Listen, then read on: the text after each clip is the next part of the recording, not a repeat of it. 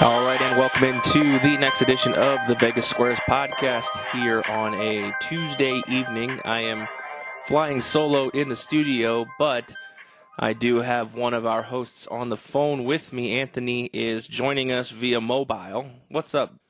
Not much. Glad to be on the air. Token Tony's on the phone right now. Token, how's your Twitter game been lately? I haven't been on it much, to be honest. I'm waiting for the NHL to get back in action, and then I'll start posting some betting lines that I think are good, and you can take it to the window and light it on fire if you want. Yeah, the NHL is back after All-Star Weekend. We got our first night of games tonight. The Golden Knights are in action. I got that on the TV right now. 1-1. So are you excited for hockey to be back in full swing? Oh, absolutely, yeah. Yeah, it's always good for the All-Star break just to let some players refresh, and as well as the entertainment aspect of All-Star Weekend.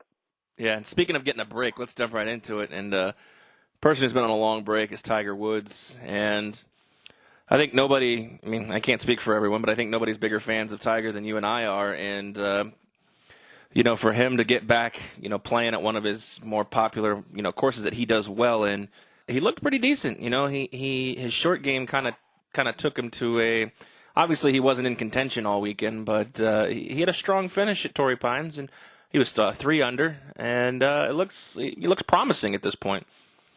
Yeah, he absolutely looked pretty decent. It was kind of shaky in the second round, him trying to make that push to make the cut, and he pulled it off. World Golf Ranking, he moved up more than 100 spots in the World Golf Ranking, so that's pretty impressive when you can do that. That's pretty crazy to think that he hasn't played, in almost 2 years at this point? Pretty much, yeah. And then, I don't completely understand how the golf rankings work. You're a little more versed in that than I am, but, to move up 100 spots after 4 days, it's pretty impressive. Yeah, he went from 647 to 539, so, he moved up 108 spots. And he didn't even finish in the top 10, which is pretty impressive to move that much up and without a top 10 finish. So. Yeah, exactly. What does this mean for golf? We don't want to get our hopes up because for the better part of a decade now, we've the last time Tiger won a major was 2008. So, golf fans really just kind of wait with bated breath to think, is Tiger Woods ever going to be Tiger Woods again? And obviously, as the years roll on, we start to think less and less of, him reverting to that form.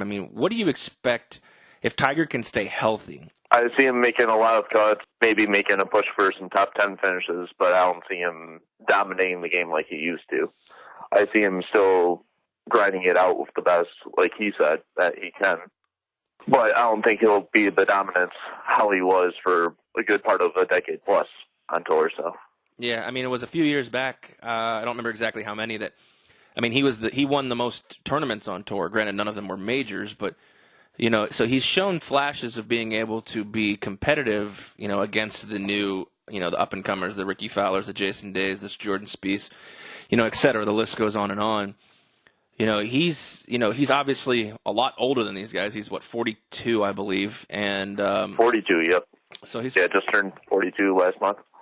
Yeah, so what we're looking at from Tiger at this point, do you expect Tiger to be able to compete week in and week out? Obviously, I would assume he'd have to play more of a schedule than he used to. We're used to Tiger showing up for majors, a couple of prestigious tournaments here and there, but he never played the schedule, that one regular PGA golfer would be accustomed to. Do you expect Tiger to kind of play a bigger schedule, more tournaments than he's used to?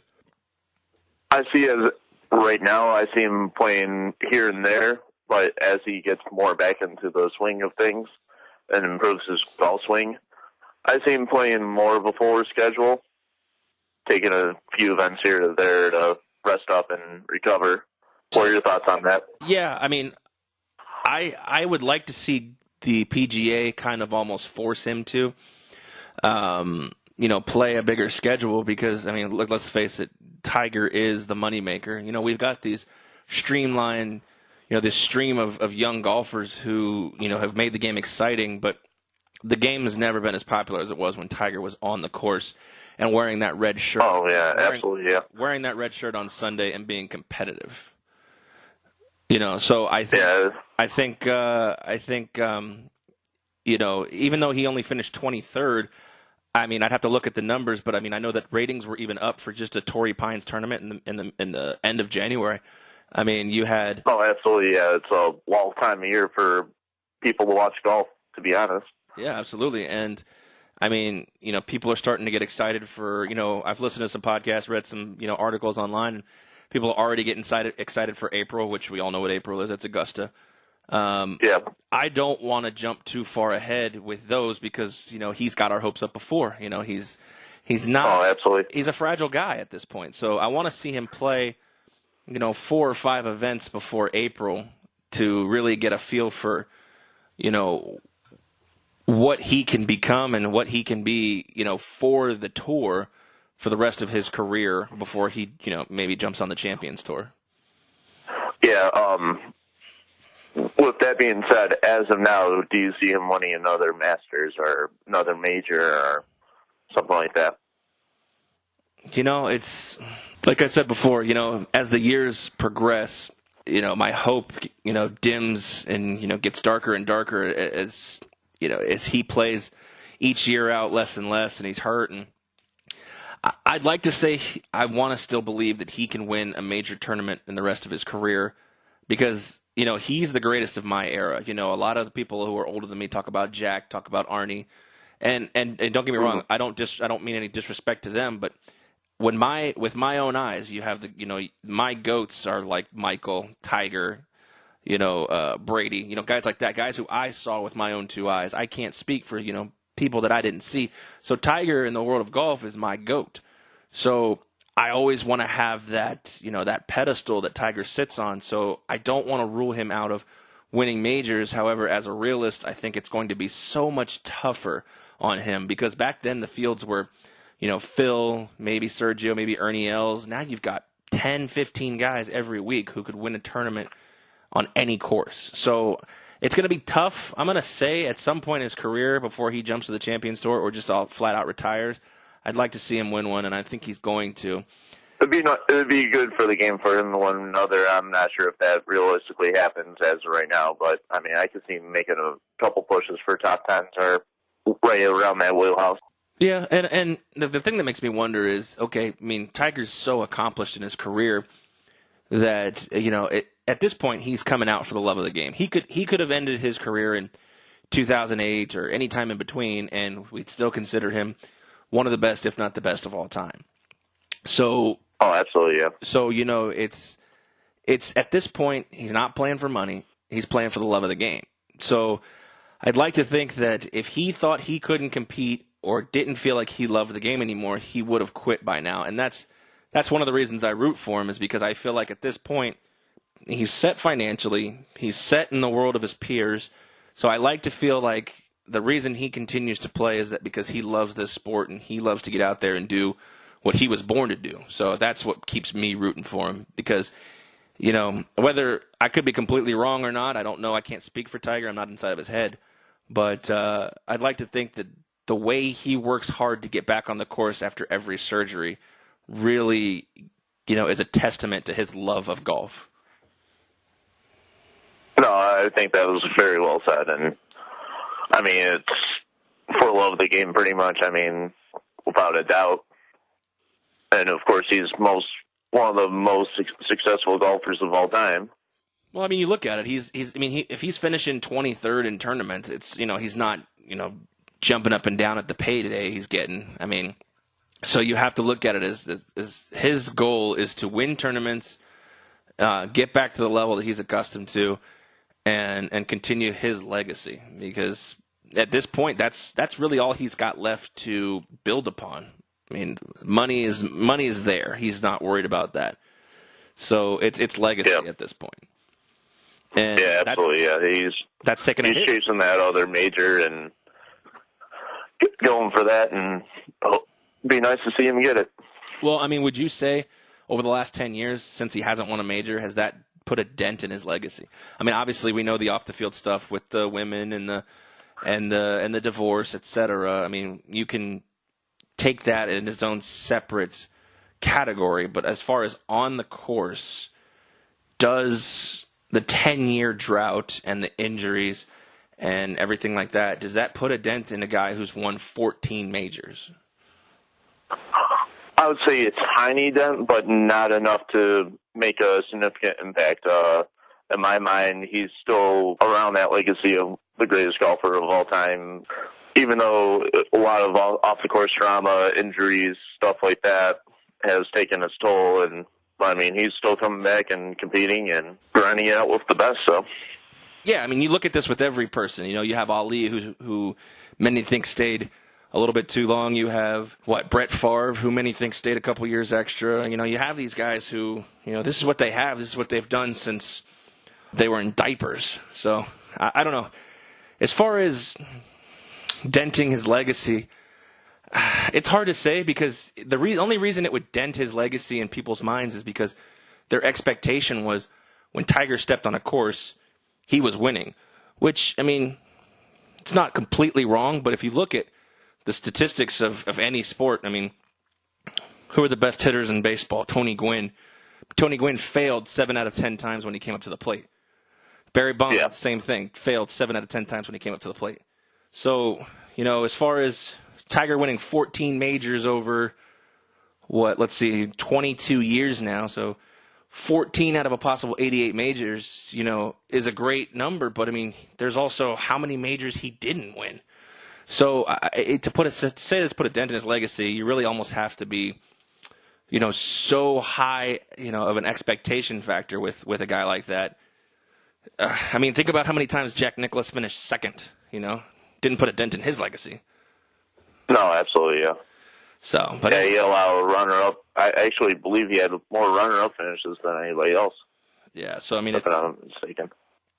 So it's an interesting. I think Tiger, anytime he's in the game and he's playing well, it's good for the sport, and that's what we want to see. Is because, you know, as golf fans, you want to see the good for the game. The purses are big. You know, it makes for better, you know, action, and then on top of that, we've got all these new guys in the game. Spieth, you know, what's his face that just won the damn? I can't think of his name now. Justin Thomas, you know, Ricky Fowler, you know. The what do you call them? The Four Horsemen, whatever. The Smiley Kaufmans, all these guys. You know, they've created such a new, fun, jovial atmosphere for the game. You couple that with one of the best players of all time. I mean, I don't think golf could be really any better at this point, as long as Woods is playing well. Absolutely, yeah. So, let's switch gears and a story that broke this week, which you know we'll get a takes on it here is. The Indians franchise organization has decided to take Chief Wahoo, their mascot or their logo, off of the uniform beginning in 2019, so after this baseball season. You know, this has been kind of a fight for the better part of a decade now with a lot of these sports teams who are named after, you know, or named because of Native American tribes. You know, you have so many of them. Look, you have the Chiefs, you have the Indians, you have the Redskins, you have the Seminoles. I mean, you have the Braves. I mean, the list goes on and on. I'm sure there's some I'm forgetting at this point. But, I mean, this seems to be the first domino to fall in a lot of these, you know, this fight to get whether you believe it's racist or not, the fight to get these names off of sports teams. When you saw this come down the wire, what were your initial reactions to this? To me, I mean, I could see both sides of the story, both people's thoughts of it being racist bits and all that, and people that are fine with it. And, I mean, it's been a part of that team for the last 70 years, right. And now it's finally coming off the uniform. I mean... Well, the question I have is okay, so... I understand the situation with the Chief Wahoo logo. He's got big teeth. He's a big smile. I don't think the intention of the franchise was ever to mock them or to disrespect them. And to be honest with you, I mean, when I read, articles or I see, people on TV shows, I don't really see Native Americans coming out and saying these names are racist or, disrespectful. A lot of times I just see liberal whites just coming on and just looking for a cause. Yeah, no, I absolutely agree with that. So, I mean, obviously they're not going to change the name. So, I mean, which is fine because I don't think anybody finds the Cleveland Indians to be offensive. The one everybody finds to be offensive is the Redskins name, which I do know has been considered a derogatory term for Native Americans.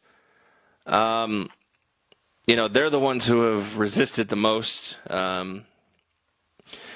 I would hate to see a big domino fall, just to set precedent, set a bad precedent for a lot of things where I don't want something to happen where if 2 people or 5 people don't like something, they have the power to change it, because that could set a really bad precedent for a lot of different things in our country.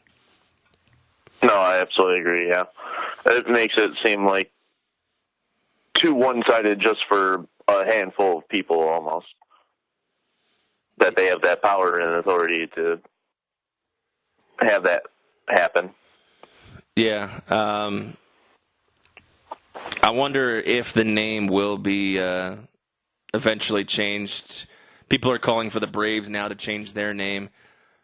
We're talking about institutions that have been for so long and have had this name, and now all of a sudden we have an issue with it. It just seems very strange to me.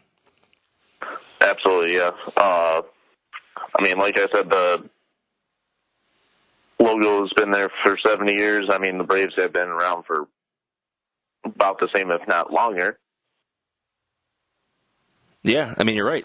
They've been around, as far as it being in Atlanta, I think they came around in the 60s or 70s. Might even been earlier than that.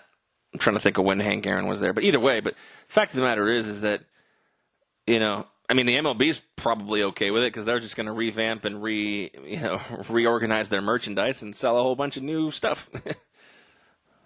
Yeah, absolutely, yeah. So there's been other name changes. In 1994, the St. John's University, they were named the Redmen, and in 94 they became the Red Storm. University of North Dakota, which I didn't know this. I thought they were still the Fighting Sioux. In 2015, the University of North Dakota changed their name to the Fighting Hawks. So There have been a few at the collegiate level, which, is a lot easier to do because if you're publicly funded, like University of North Dakota, you almost really, if you want to continue receiving that funding, you're kind of handcuffed at that point. So, yeah, absolutely, yeah.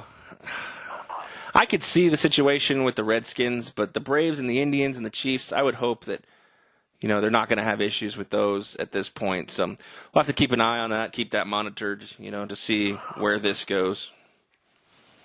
Yeah, I believe the Redskins are going to stay the Redskins until that owner decides to sell the team, and then when that happens, I believe the NFL will make it mandatory for a name change. Yeah, I will give MLB kudos though for one thing this week. They are in talks with all of the stadiums to expand the protective netting around the ballparks.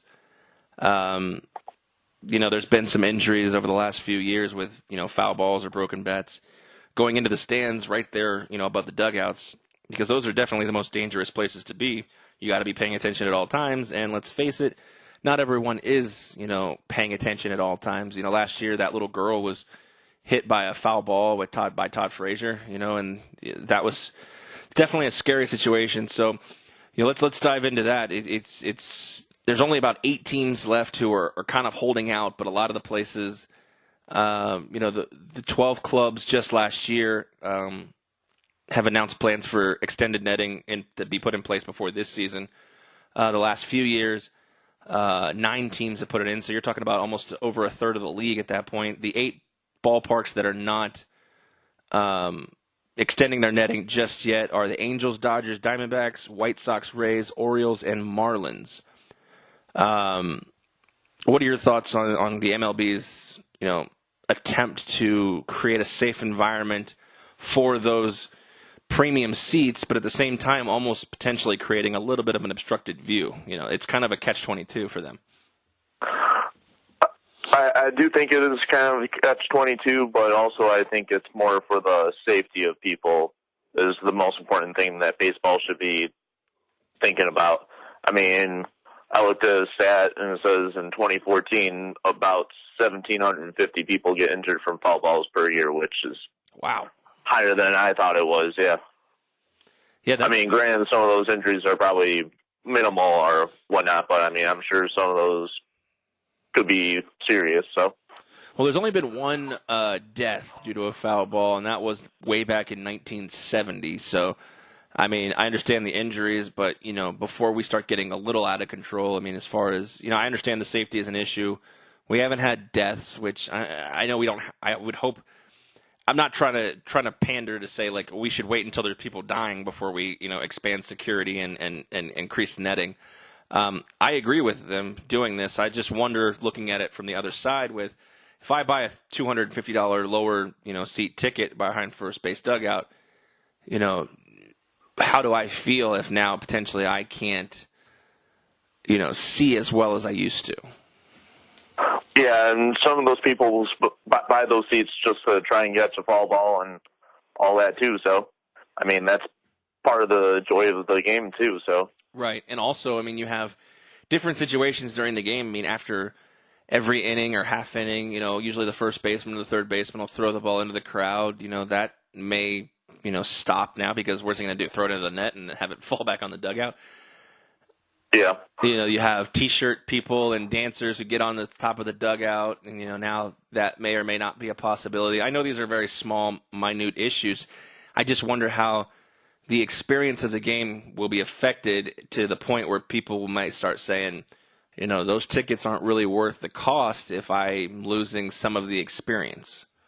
No, I think they might change some of those experiences and maybe make it more intelligent kind of ways to keep the folks interested in the game during the lull moments of, like, between innings, or the seventh inning stretch is always going to be part of the game. Put it more into the stands versus just being on the field. Yeah, absolutely, yeah. Okay. You're going to see some of those people love having those dugout seats. They might boycott having those seats and try and get, like, an outfield seat or something, just because the experience of the game is going to be completely changed, and they're not going to pay the premium for the seat that they wanted because of expanding the netting rules. So there are going to be some of those extremists that will do that, but overall I think fan safety is much more worth that than having those fans boycott, yeah. Yeah, I can see what you're saying, because at the end of the day, a couple of fans who decide not to come is way less, of a hit in the wallet than many fans who decide not to come because they don't feel safe at a baseball game. Yeah. So, yeah, I can see what you're saying. I see it on both sides. It's a tough call for either way, but I applaud the MLB for at least taking a stance on fan safety, because you don't want to go to a game and feel like you aren't safe. I mean, to me, I sit on the other side of that fence. I'm not going to boycott baseball, but I sit on the other side of the fence and say, that's the perfect seating for, great views, foul balls, interaction with the players, being able to see them up close. And again, we're just talking about protective netting. We're not talking about, like, a wall, obstructed view. Yeah. But it's the little thing. When you watch a game through a net, it doesn't feel like you're as, in the action as you would be just sitting there 2-3 rows from the dugout. So we'll see. We'll see how it goes. I mean, there's ballparks that already have it in place. Texas, Washington, KC, Minnesota, they've been in place for 2 years now. The Cardinals, Phillies, Pirates, Astros, and Braves were put it in place before last year. So the Mets did it during the All-Star break this past season. So, there's places that have already implemented these policies, and so, it doesn't seem to have completely hindered their ability to, fill the stadium. So it'll take some time to get used to, but eventually it'll just become a new part of the game. like everything else that gets added to sports. Absolutely, yeah.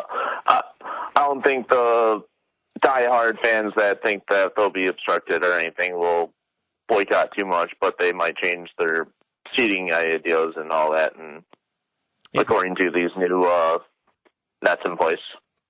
Yeah, I could see a season ticket holder down on the third base line, moving out to the left field and buying cheaper seats.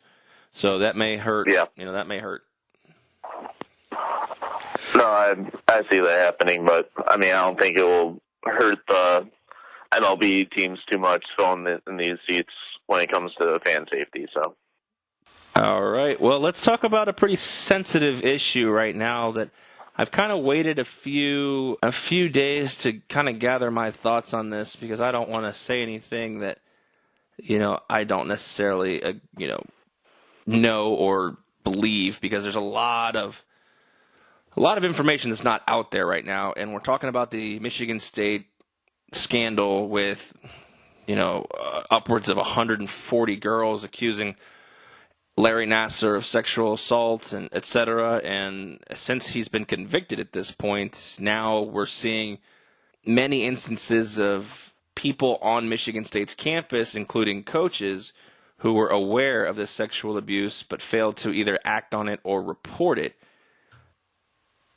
Larry Nassar has since been sentenced to up to 175 years in prison after pleading guilty to just 7 charges of the molestation. So, the NCAA, the FBI has launched an investigation of the university. This could take years. So what we know now is Nassar has been convicted, and I believe the gymnastics coach, I forget her name. Her name's drawing a blank on me at this point, has resigned. The other people involved that potentially could face some backlash right now are Tom Izzo and Mark D'Antonio, who are the 2 biggest names in East Lansing right now. And I know you're a Michigan State guy. What are your initial thoughts on everything coming out right now? I think we know enough of this to know about it, but I don't think we know all the details to make speculations on what will happen, all that. I see that Izzo and D'Antonio say that they don't intend to resign. I know Nassar's already sentenced to prison, and I know the university president, Louisiana Simon, resigned last Wednesday, and growing calls for a change in leadership. So,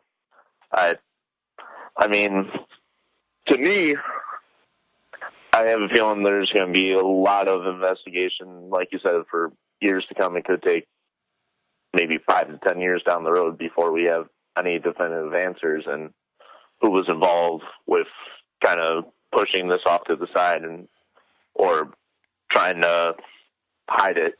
So. And see, that's what creates the issue, is because now I understand you want to conduct a thorough investigation, but God forbid 5 years down the line is when you finally complete and report your findings and eventually hand out your punishment. We're talking about kids who are now 12 and 13 years old who are going to be affected by things that are happening right now. It's not fair to them to have sanctions placed on Michigan State. Now, don't get me wrong. I think the school should be punished, but I believe in investigation. I don't know how many investigations the NCAA does on a regular basis, because let's face it, there's violations everywhere, and they're probably all over the place at all times. But I believe that this should really take precedence. You have the gymnastics coach who resigned, the athletic director who's resigned, and like you said, the board of trustees president Simon resigned as well. When those things happen, I'd hate to call guilt before a trial, but if you really feel strongly that your administration did everything properly or did everything they could to do the right thing by the book, you shouldn't be resigning at this point. No, absolutely.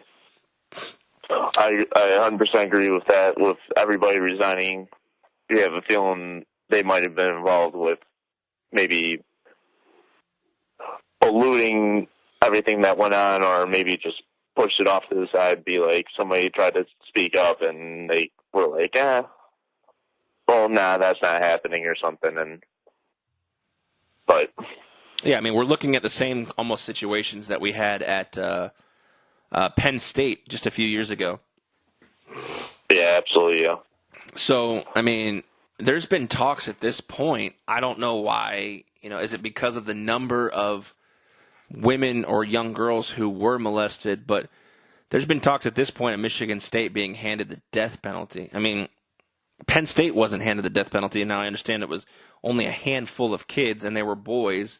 I don't know if that has anything to do with one or the other, but, there's been several instances of both basketball and football players being accused of sexual assault, rape, battery on women. I mean, there's been convictions, there's been allegations. It's just a little bit. The death penalty seems a bit harsh, but the more and more I look into this, and if these things begin to become true, can a school as big as Michigan State really receive the death penalty? I mean, based on everything that speculated that went on, I see them getting the death penalty. I mean, honestly, like, either that or you have to close it down, restart new, or something along those lines. I mean, get rid of everybody that was involved. And yeah, I don't see how Izzo or D'Antonio are going to come out of this with their jobs intact, but you never know. Yeah, I mean, that's going to be a couple of years down the road, I believe, before anything will be issued for anybody that's still planning on being still part of this organization. So, yeah. So, I mean, as more and more information comes out, we're going to have to stay in touch with this. My initial thoughts, we're just, Magic Johnson's calling for firings of anyone who has any knowledge and didn't do anything or has any accountability. So it's good on Irvin, to support the movement, so to speak, especially, somebody who's involved in one of the bigger programs in school. And, I mean, I don't know off the top of my head, but he's probably the most famous alumni, sports alumni that I know of to come from that college. So I think I would absolutely have to agree with that. Yeah. Yeah. So for him to come out, thinking the same exact. For him to come out and say, to jump on the train of, let's find the people who have turned a blind eye to a lot of these problems, and he doesn't. I mean, granted, he's loyal to the program, but Izzo didn't coach him, so he doesn't really have loyalty to Izzo at that point, and to protect that coach. So, I mean, he's got to do what's right for the school, and I think he's taking a strong stance, and I think he's taking a well-developed stance to basically, eradicate this problem and bring all of this to light. We thought, something like this would be, and granted, this is probably happening around the same time as Penn State with Sandusky, but it's really a shame that, people and colleges and coaches aren't learning from this. And I understand the whole situation where it's the competitive nature of sports where you've got to win by any means necessary. But, God, I would hope it's not by these means. No, absolutely. I have to agree with that. So we'll keep track on that as more and more information develops. But let's get to something, I wouldn't say happier note, but let's get to something that's kind of breaking down the pipeline right now. And obviously, it can't become official till March 14th when the new year starts, but according to many reports, the Kansas City Chiefs have reached an agreement to trade Alex Smith to the Redskins. Yeah, I see that being a strong possibility. Well, I mean, if nothing changes, I mean, I think, like we talked about before, Alex Smith was going to be the scapegoat to a lot of the issues in Kansas City. And with drafting Mahomes, they're going to save, $17 million by getting rid of Smith. And, Pat Mahomes is ready to basically become the new number one in Kansas City. And then Smith, appears to basically be Washington's replacement for what now makes Kirk Cousins a new free agent because he's not going to get tagged again. and the Redskins aren't going to spend $35 million on Kirk Cousins. So I think they're almost getting an upgrade at this point for half the price. No, I absolutely agree. Yeah, Alex Smith, his cap figure next year is $20.6 million. Okay, so remaining on his current pact. So if you tag, he'll be 34 in May, so 34 at the start of the season coming up. Yeah, it says he's reached a 4-year contract extension with Washington, which would tie him to the Redskins for the next 5 seasons. Smith is basically signing the deal almost that they offered Cousins, that he would not sign. So yeah, absolutely. They're basically getting, even if they get equal value, they've got to feel like they got a deal in this by letting Kirk Cousins walk. Oh, absolutely. Yeah, the price that they will have tagged him for one more season will have cost about $34 million. So I mean, they're saving about almost another, 15 mil almost with this trade. It'll open them up to maybe protect their quarterback and start building a team along those lines. And now the question I have is, they signed Alex to a 5-year deal, which basically the end of the deal makes him 39 years old, which, I mean, the way Alex plays, I can't imagine he's going to see the end of that, but, I could be wrong.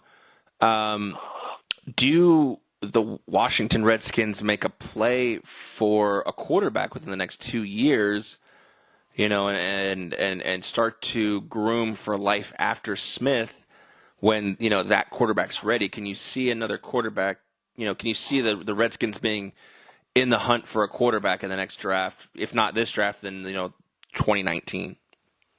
I'm looking more at like 2019, 2020, around those seasons. Okay. Let them build around a quarterback or amp up their roster, create some depth, and let those players build a little, and then bring in this stud or somebody that will be here for the future and go from there with that.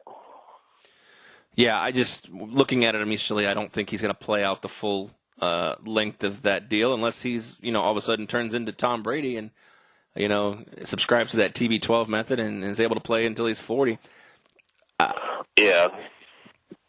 I want to move over to Kirk Cousins now at this point because he becomes the biggest splash in the free agency market right now because he's probably the best quarterback on the market, potentially, probably the best player on the market at this point. He's probably due to sign the richest contract in NFL history. So, the landing spots for Kirk Cousins, you look at a few different places. They've talked about, what to do with Bortles in Jacksonville. He could potentially be there. Could they sign him in New York? Could they sign him in Cleveland? Could he go to Arizona? Does Denver have the money at this point? Out of those realistic ones, I'm looking at Arizona being the most likely. Either that or possibly Denver if they have the resources and cap space to sign a big quarterback deal like that. Yeah, I thought Denver would be a good spot. I'm curious to see. I really believe the Giants might take a look at him. I know he's in the division, so they've had a lot of time to look at him, but I think the Giants may make a play. When they say about, who's going to be, where and how much they're going to sign for, I ended up ultimately thinking Kirk Cousins is not going to get, the $35 million he would have got by the tag. But I can see him getting Stafford money at this point. I can see that too. I mean, as bad as that sounds, yes. Yeah. The transition tag is, we can stop talking about that at this point. Kirk Cousins is going to be, I don't think he's going to be quick with the draw to sign with anybody. I think he's going to enjoy the process of, sitting back and letting every team make their best offer at this point. Whether you agree with his ability and his skills, I mean, you can't put a price on a successful quarterback. If he's successful for your team, does it really matter what you pay him? I mean, if he's getting W's for your team, making playoff runs, and maybe a Super Bowl appearance, pay the man his money, I guess. So then what does that say about Stafford? Paying him for their losses. Yeah, there you go. I forgot about the Jets. The Jets could be in play for a Kirk Cousins type as well. So I'm leaning more towards Denver or Arizona or the Giants at this point.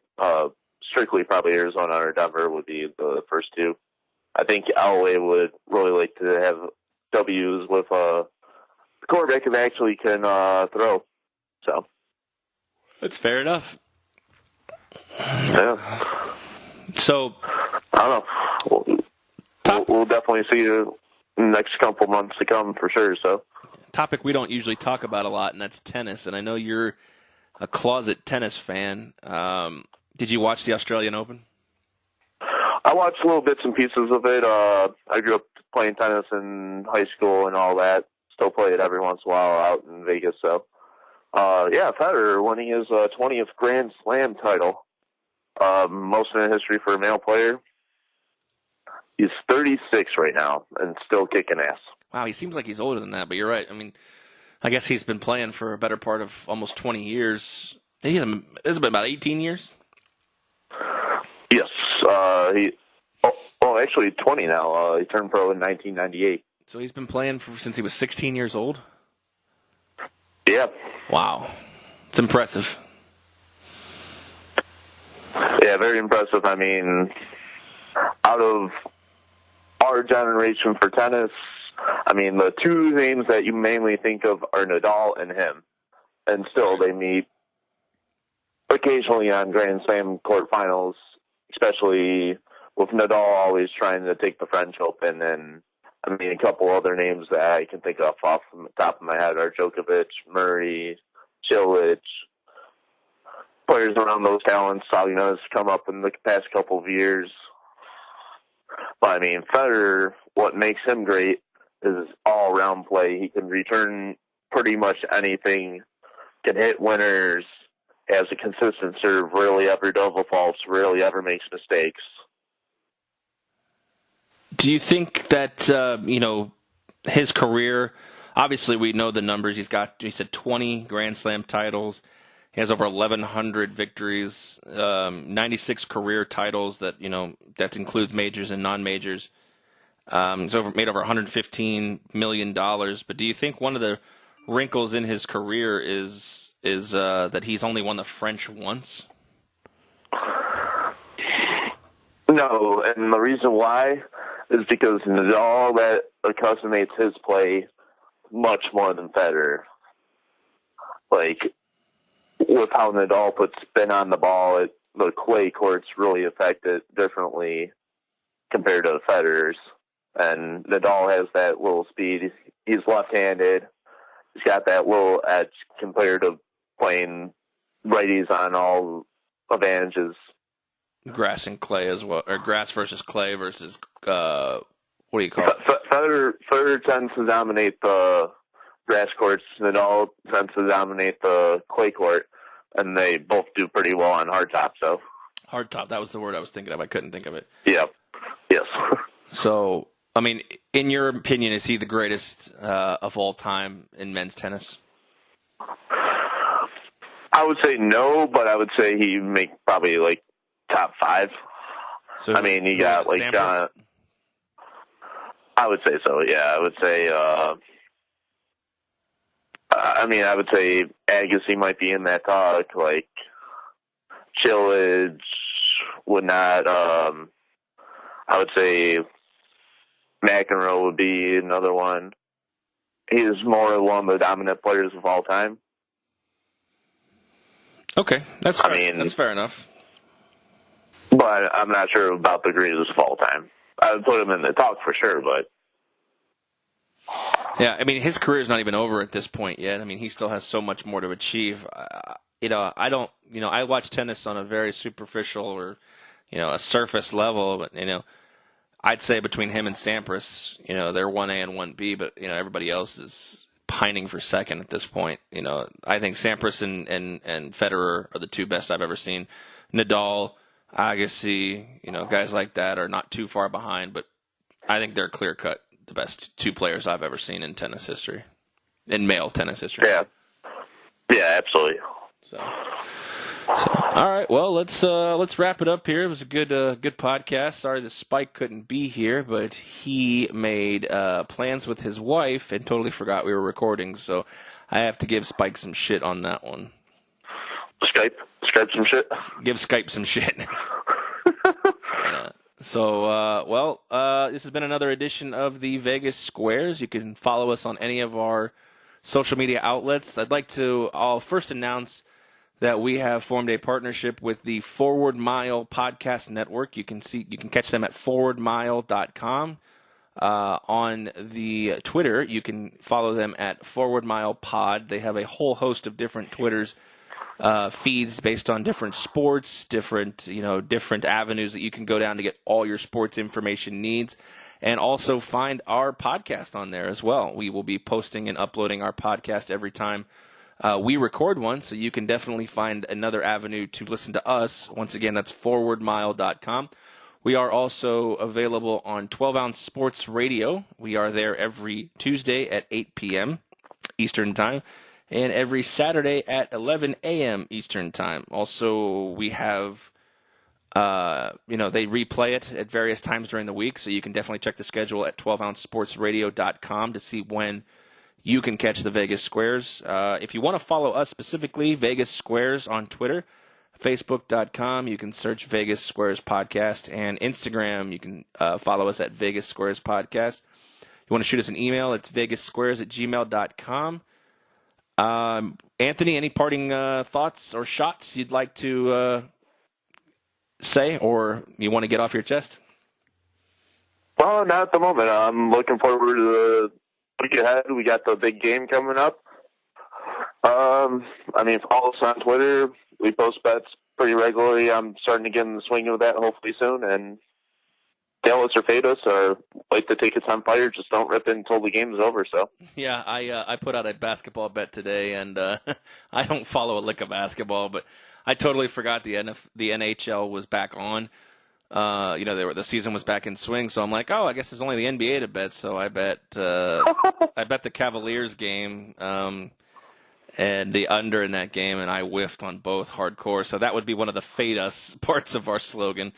Yeah, anytime you see an NBA bet, probably best bet is to fade us at that point. So, anywho, for Anthony, for the absentee Spike, I am Aaron, your hosts. All of us are thankful that you've tuned in to listen, and catch us on the next side. We appreciate it. Have a great evening.